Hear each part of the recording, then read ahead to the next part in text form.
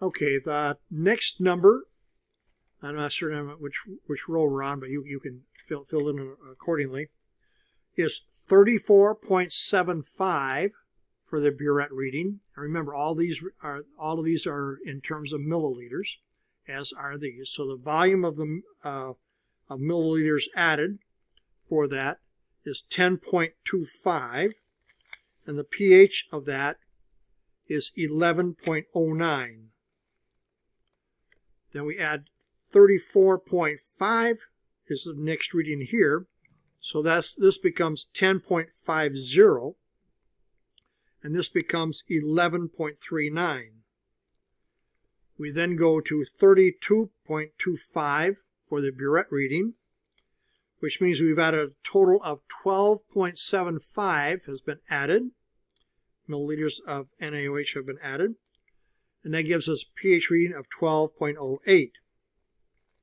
And the final data point is 30.0 for your burette reading. 15 milliliters of this titrant have been added, and your pH value there is 12.3. Okay, now that you have that data, you can go ahead and you can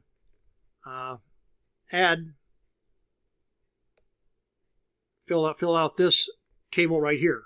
Again, you're plotting the milliliters of sodium hydroxide added here. That's your second column. And the pH values, your third column, go on this one right here. Okay? Now, you should get something that looks quite similar to what you had before. Now, you've got some questions here at the end. And then what the 4 solutions were. Now, the first one, the acid, I didn't mention that one to you. What you had is that was 0.5 molar hydrochloric acid. Well, it was hydrochloric acid and it was 0.5. And what you titrated with was 0.5 molar sodium hydroxide, and the strength was sodium hydroxide here, 0.5 molar here. The next one was acetic acid, and that was 0.1 molar. So this first one, for that solution of hydrochloric acid, that was 20 milliliters HCl.